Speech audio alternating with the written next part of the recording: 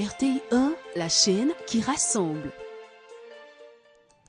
Voilà, bonjour à tous et merci de votre fidélité à ce programme. Vous venez de suivre le journal, c'était donc avec Mambo Eva Michel, que vous retrouverez assurément demain pour une autre matinale, d'autres news. Christelle Akoussa réalise toujours ce temps d'antenne et je suis Christelle Meled. Comme tous les mardis, nous avons Habib qui est là, bonjour. Aujourd'hui, nous avons de très bons beignets, en tout cas ceux qu'on apprécie, les beignets aux crevettes. Bonjour. Mais vous avez dit que ce n'était pas évident d'avoir de trouver des crevettes en fait. Oui. Ce matin, le groupe Sang vous présente les étoiles et les beignets de crevettes. C'est pas... Certainement, peut-être c'est la période, je ne sais pas. Mais il n'y en a pas assez. Hein? Bon, il n'y a pas assez. D'accord. Mais en tout cas, le peu que vous avez pu avoir... Oui, le peu que j'ai pu avoir, j'ai fait une recette avec, qui est les beignets de crevettes. Ce sont les mêmes beignets de crevettes qu'on connaît là où il y en a d'autres? Oui, c'est les mêmes beignets de crevettes. D'accord. Ouais. Mais comment vous les faites? Dites-nous un peu. On commence par quoi? Par les étoiles ou par... Oui, si vous voulez, par les beignets de crevettes. Beignets de crevettes, d'accord. Voilà. Alors, la recette, c'est quoi? Évidemment, des crevettes. Oui, les beignets de crevettes, c'est la farine, les œufs, et avec les légumes, la cive. Farine, oignons, des œufs, légumes. Quel oui, genre? Quel type? la cive, les persils, et l'ail et les oignons. C'est tout, hein? Oui, c'est tout. D'accord. Donc, vous faites bouillir un peu les crevettes. En mi-cuisson, vous les décortiquez.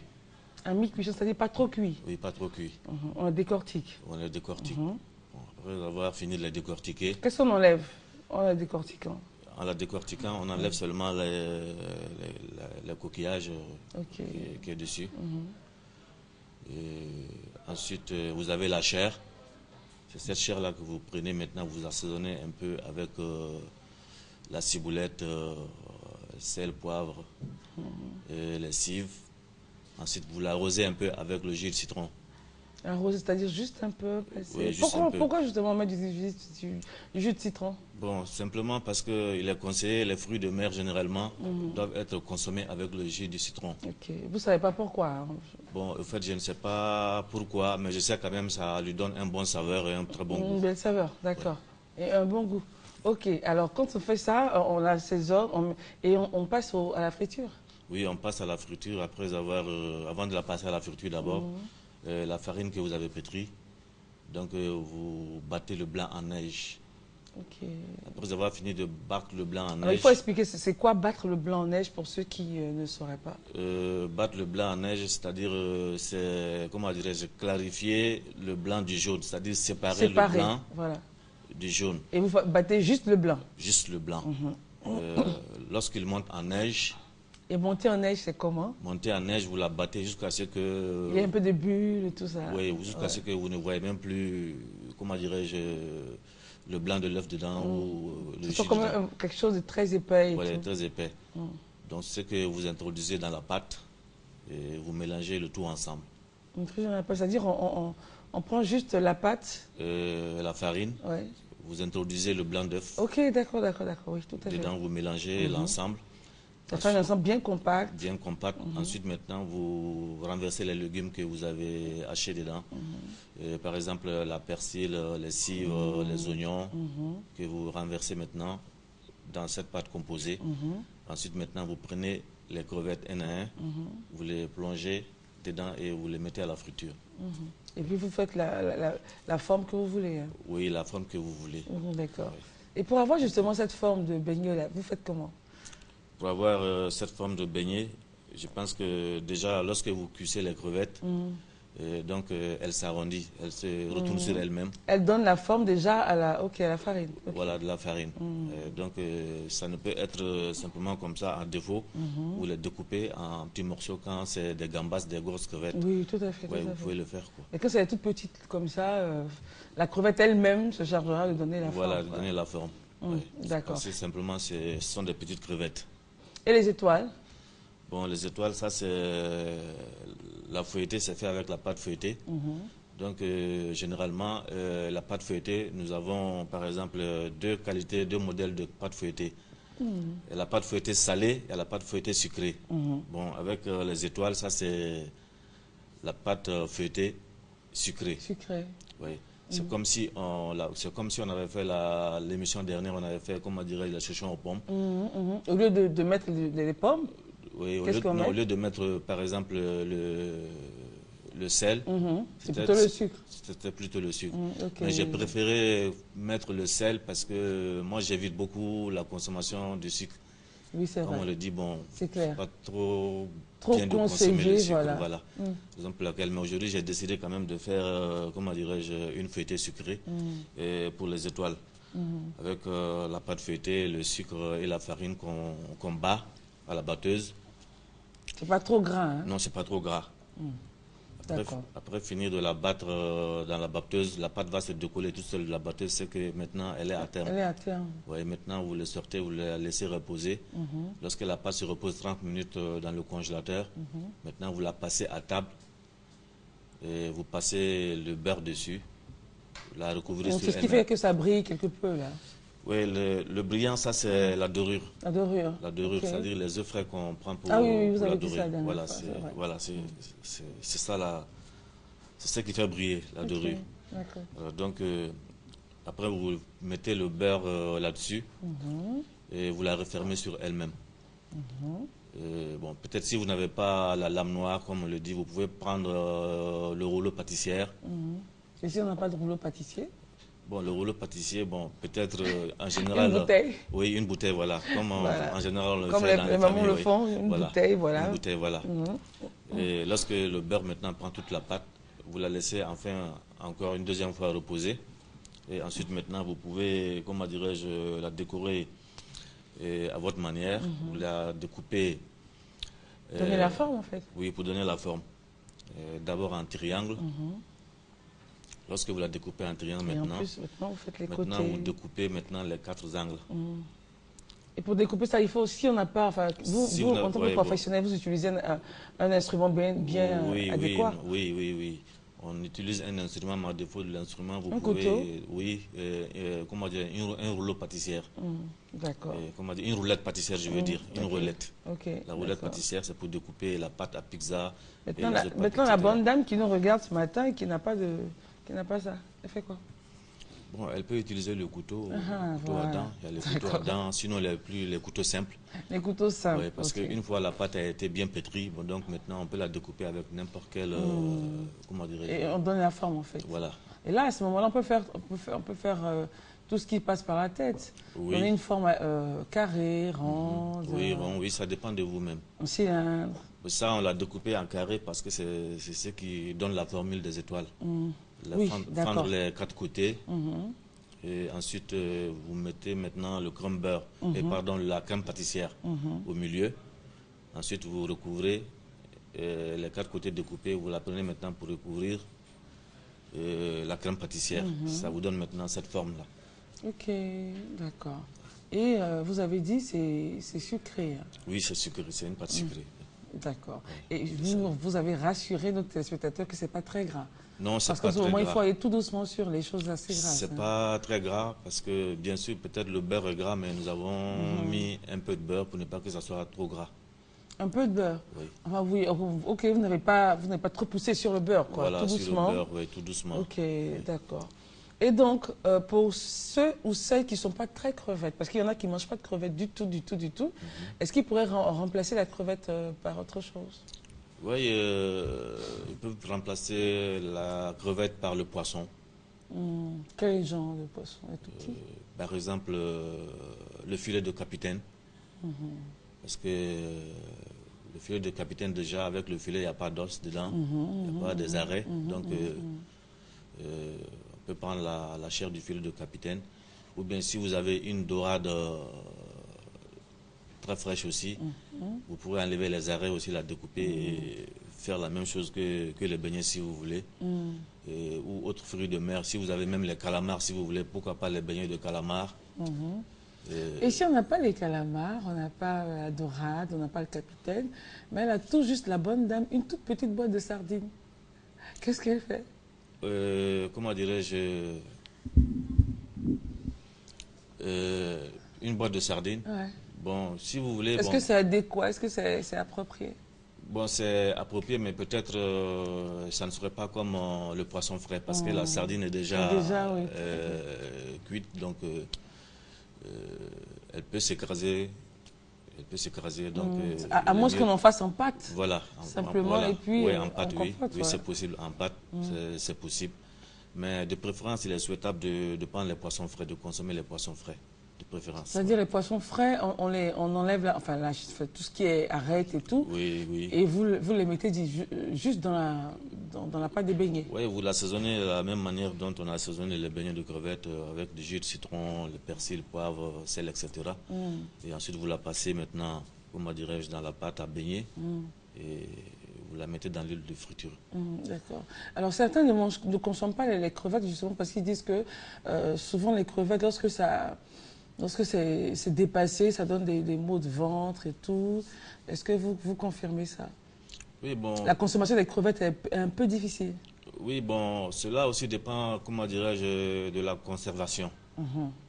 Parce que les fruits de mer, comment dirais-je, tournent très vite. Donc, bon, quand on dit tourne très vite, c'est un langage pour dire que ce n'est plus consommable. Voilà, ce n'est plus consommable parce que très si c'est délicat. mal conservé, voilà.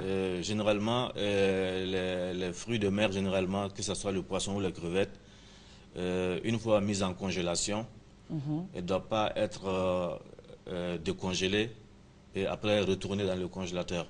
Ah, d'accord. Tout ce qui est une fois congelé, une fois que ça sort du congélateur, que ça sort du congélateur dégivré, elle doit passer directement à la friture. Ou à... Tout, hein? C'est-à-dire que tout. Pas prendre une partie et remettre l'autre au réfrigérateur, au congélateur. Bon, voilà.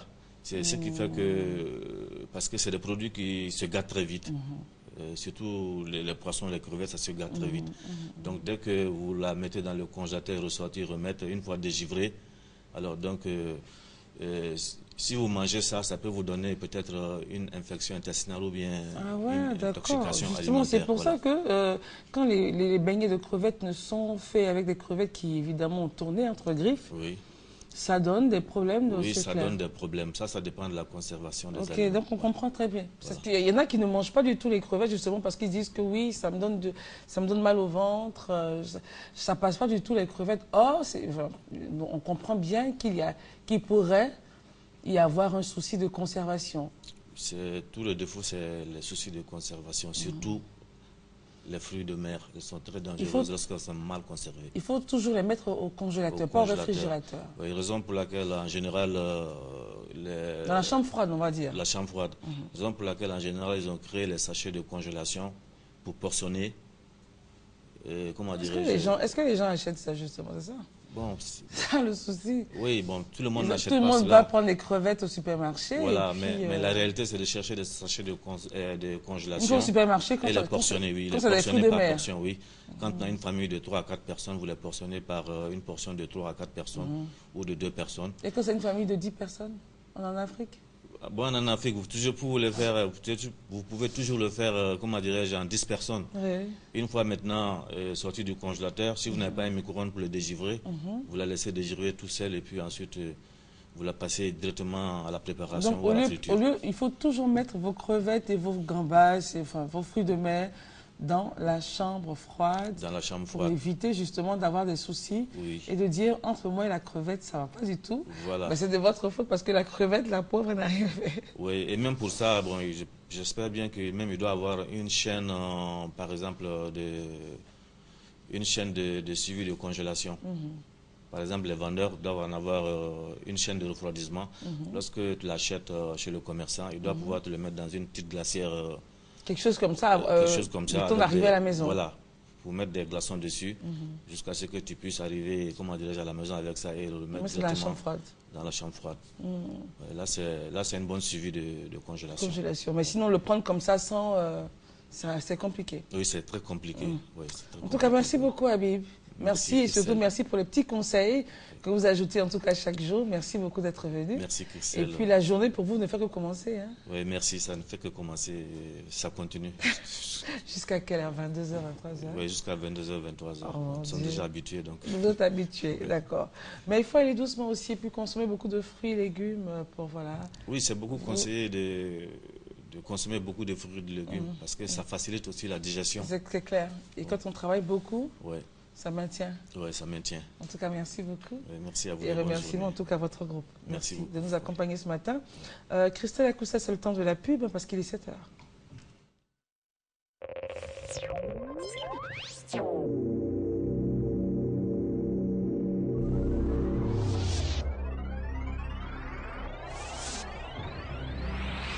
Le jeu SMS Magique de la RTI, c'est déjà plusieurs heureux gagnants. Recevons nos gagnants.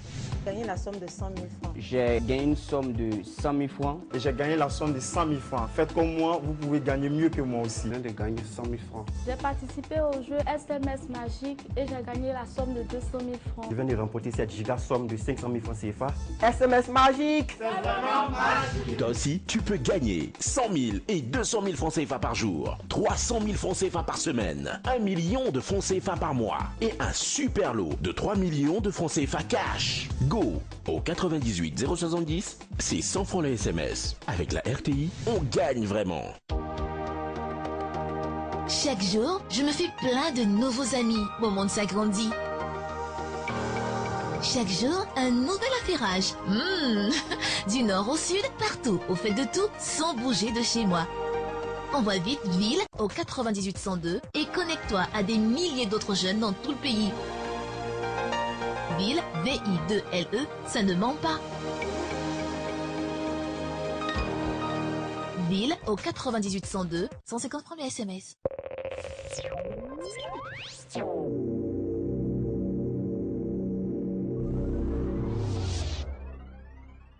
Voilà, on va faire juste maintenant une toute petite escapade culturelle. C'est à Bondiali et voilà, c'est la danse Songoran. Regardez, appréciez.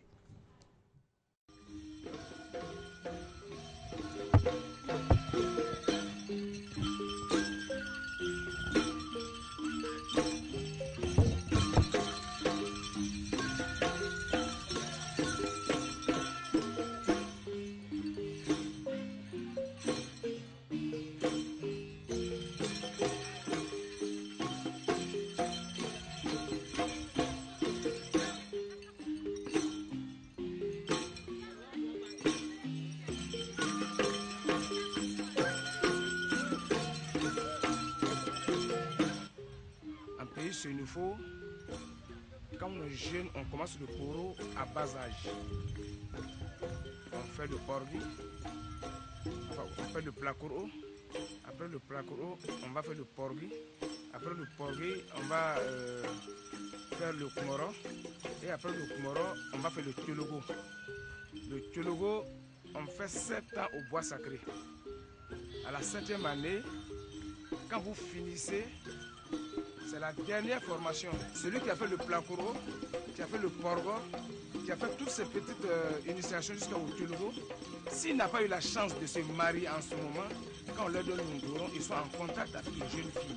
Ils dansent pendant un moment et ces derniers peuvent avoir la chance d'avoir une femme parmi ces jeunes filles.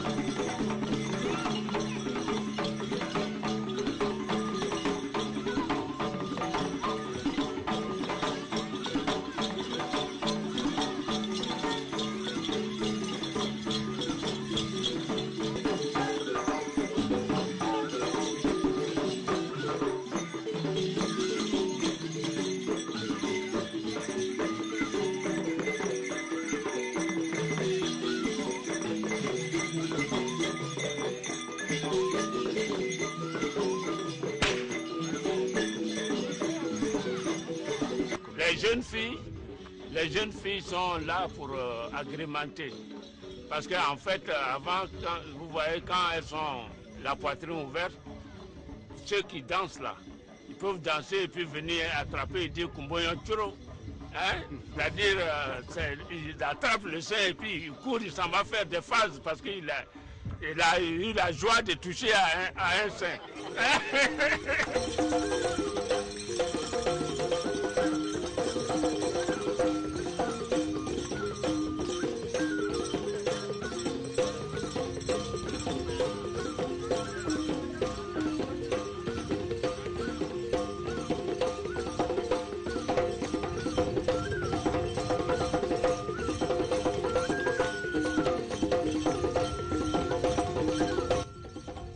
Celui qui a le fouet, c'est en quelque sorte le gendarme. C'est lui qui est fait pour respecter le lieu où on danse.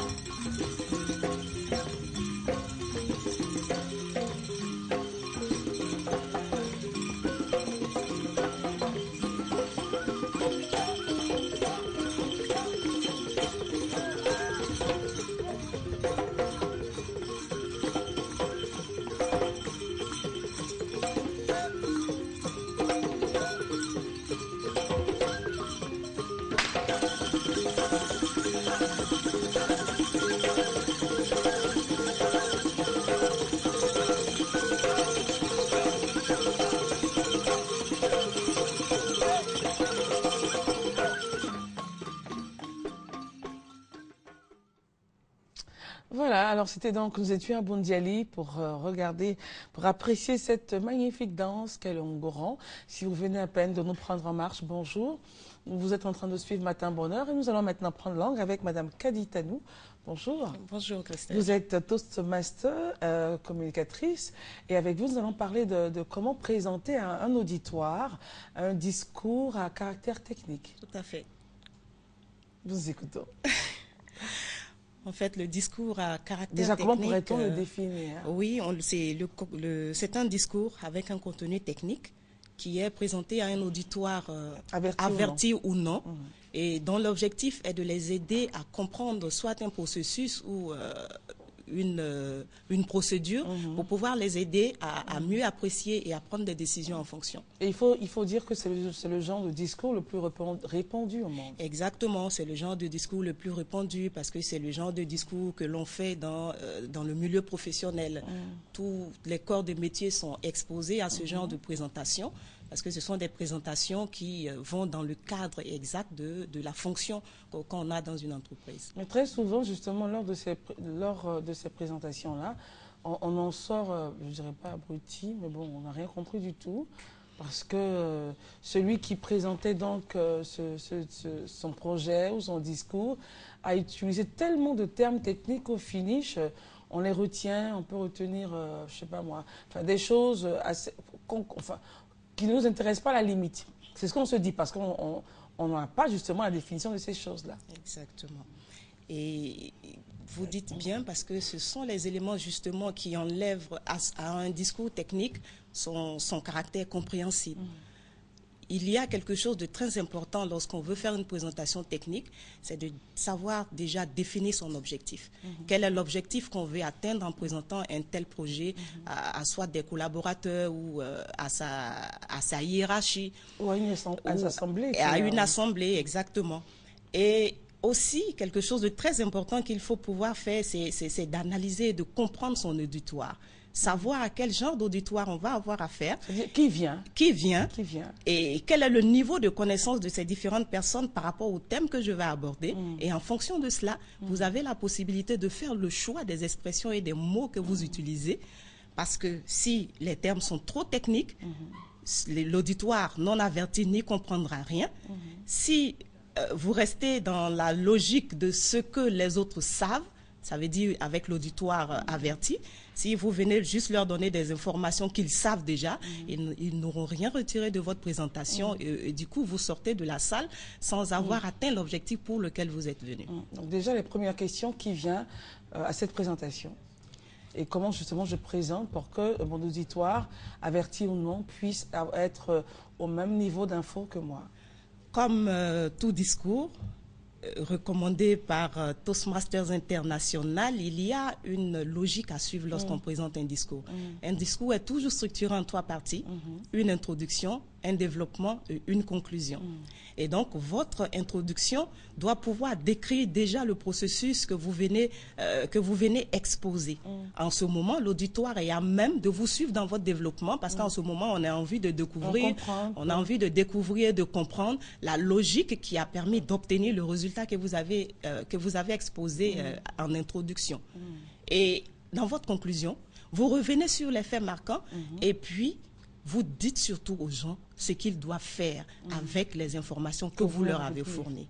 Voilà, parce que des informations qui ne servent à rien, ou bien vous venez faire une présentation et vous ne dites pas aux gens, à votre auditoire, ce qu'ils doivent pouvoir retirer ou faire avec les informations que vous avez fournies. En ce moment, vous ressortez, c'est comme si vous aviez été seul dans la salle.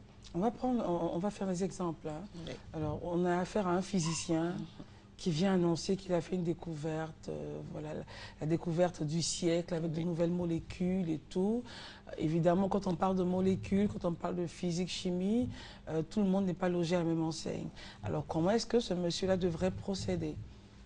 Comment est-ce que ce monsieur-là devrait procéder? C'est de chercher d'abord à savoir le niveau de connaissance de son auditoire. Bon, déjà, il aura forcément des journalistes, des personnes qui veulent savoir un peu de la société civile. Enfin bon, il aura un beau parterre de monde, différents types de populations, en fait, différents degrés de niveau.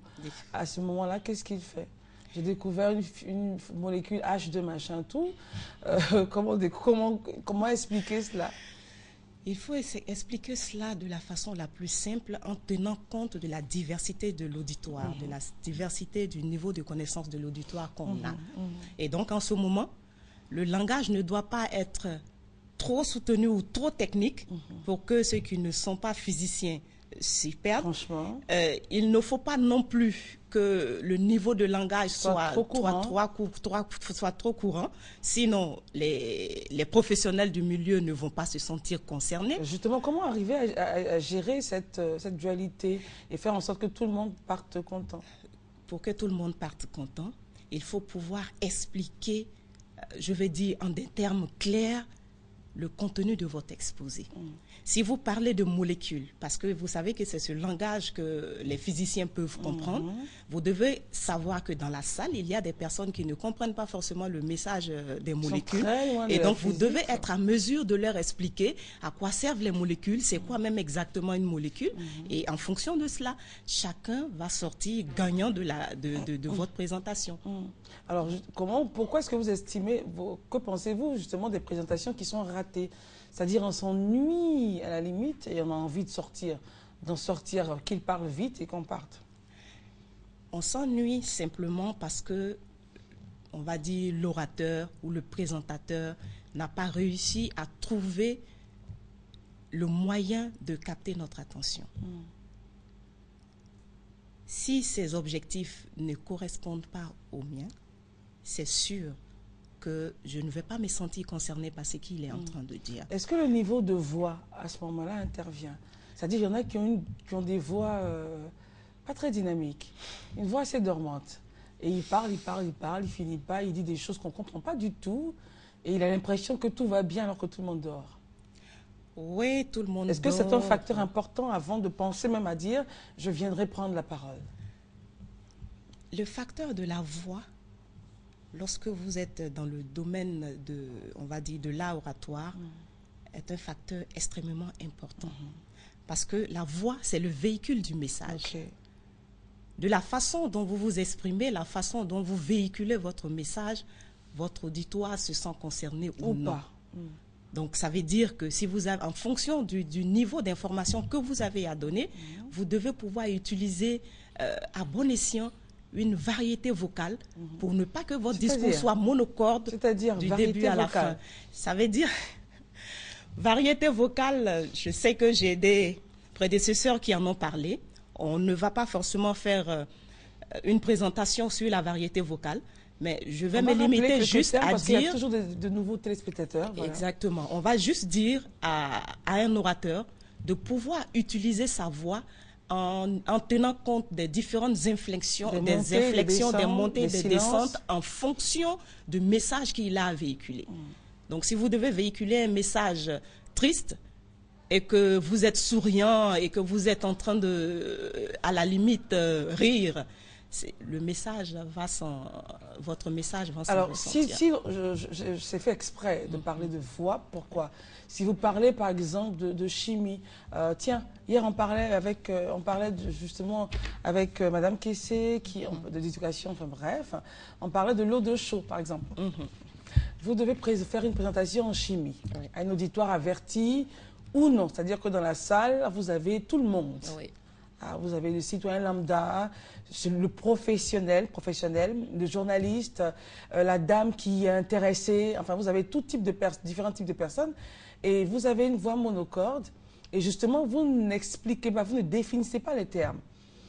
Non seulement la voix nous fatigue, mais les termes que vous utilisez, alors là, ça nous enterre carrément. Alors, à ce niveau-là, qu'est-ce qu'il faut faire? Il faut qu'il y ait une corrélation entre votre niveau de voix, des petits silences que vous marquez à chaque fois que vous devez définir des termes, n'est-ce pas? Exactement. Vous définissez des termes et surtout que c'est un sujet technique. Ça veut dire que quand vous donnez certaines informations, il faut laisser le temps à votre auditoire de digérer ces informations. Ça veut dire que la voix doit être comment à ce niveau-là? Ça veut dire qu'il doit avoir des pauses. Voilà, laisser des silences. Ça veut dire que vous laissez respirer votre auditoire pour pouvoir, on va dire, digérer le flot d'informations que vous venez de donner. Et donc, pour ne pas que votre auditoire s'ennuie, en plus de la voix, il faut que votre contenu, comme je le dis depuis le début, soit adapté à leurs besoins. Il faut leur donner envie de découvrir, de vous écouter, de découvrir ce pourquoi vous êtes en train de leur adresser la parole. Surtout quand c'est un sujet très technique. Quand le sujet est très technique, surtout, il faut pouvoir l'exposer en des termes simples. C'est surtout cela. Parce que très souvent, les professionnels du domaine technique oublient qu'ils peuvent avoir ou même qu'ils ont affaire à un auditoire de non-avertis. Alors, ils se perdent dans des termes tellement techniques à la fin de leur présentation. L'auditoire n'a absolument rien retenu. Mais je vous assure qu'eux, ils se retrouvent dans leur présentation. Ils ont l'impression que tout va bien, qu'ils ont bien, ils ont bien présenté le sujet et que, voilà, on applaudit. En fait, on applaudit de façon laconique, il faut applaudir, donc on applaudit. Mais à la limite, que dalle, quoi. En fait, un orateur, avant de prendre la parole, ne se soucie pas de son niveau de compréhension à lui. Tout à fait. Vous faites une présentation pour qu'un auditoire qui est en face de vous puisse comprendre vos propos, puisse comprendre ce que vous êtes en train de dire. Alors, si vous êtes concentré sur vous-même, c'est sûr que vous allez rater votre cible parce que ici, en ce moment, comme on dirait dans le domaine de la vente, la star, c'est le public, pas là, pas vous. Et donc, votre contenu est dirigé sur le niveau de compréhension de votre auditoire. Alors, si vous vous dites que vous êtes en train de vous parler à vous-même, autant rester chez soi et lire carrément ces notes. Et être heureux. Voilà. Et donc, si vous vous retrouvez en public, c'est pour que les gens puissent comprendre ce que vous venez leur expliquer. Alors, comment justement faire en sorte de savoir si véritablement ma présentation a été comprise par mon auditoire? Vous savez, quand vous êtes en train de faire, une présentation, lorsque l'auditoire vous comprend, vous le sentez. Comment? Vous le sentez par les réactions, parce que, comme on dit à Toastmasters, chaque geste est parole. Tout à fait. L'auditoire n'a pas besoin de s'exprimer oralement pour que vous sentiez que l'auditoire est avec vous, que l'auditoire vous suit, que l'auditoire vous accompagne sur le chemin du déroulement de votre présentation. Et donc, vous allez le sentir par des hochements de tête, par la concentration que les membres de l'auditoire ont envers vous. Et puis, ça peut être hypocrite aussi, hein, vous savez. J'ai assisté à une présentation dans un domaine, enfin je ne vais pas dire, et l'auditoire était tellement concentré, le monsieur il parle, tout le monde fait comme ça, oui, tout le monde sourit.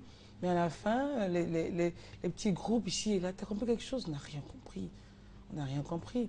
Alors, est-ce que justement ces hochements de tête, ces applaudissements ne sont pas comme, ce ne sont pas des choses téléguidées qu'il faut faire?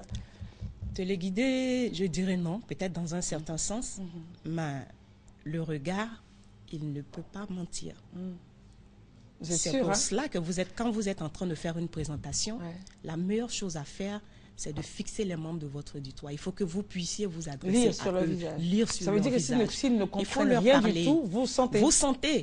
Vous le sentez, il faut leur parler, il faut les regarder. Alors quand on dit regarder, ce n'est pas jeter juste des regards furtifs dans l'assemblée, mais c'est de fixer les membres de votre auditoire, chacun son tour, pour voir un peu la réaction sur les visages et vous assurer que ces personnes-là vous suivent et que cet auditoire aussi sente que vous êtes avec eux. Si vous avez affaire à 5000 personnes, ce n'est pas évident de fixer chacun son tour. Non, vous ne fixez pas chacun son tour. Vous choisissez des membres selon les différents angles, pour visiter certains angles de la salle, bien sûr. Mais vous cherchez quelque chose sur les visages. Oui, vous cherchez l'expression qui vous permet de sentir que votre auditoire. Vous savez qu'il y a des personnes qui ont des visages très froids.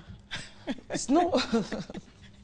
C'est-à-dire, il vous regarde, vous avez l'impression qu'il a tout compris, mais rien du tout. Il vous regarde, il hoche la tête comme ça. Quand on dit applaudissez, il applaudit, mais il n'est pas dedans. Et il vous le fait croire, mais à la limite, après, il viendra vous dire excusez-moi, vous avez dit, que disiez-vous tout à l'heure? Au moins, il est honnête, lui. Mais justement, ça c'est après la présentation, après que le mal a été fait. Après que le mal a été fait, pour ne pas que le mal soit fait, il faut vous y préparer. Il faut vous y préparer. Il y a une méthodologie pour ça. Il y a une méthodologie pour cela. Et cette méthodologie répond à la méthodologie de tout discours.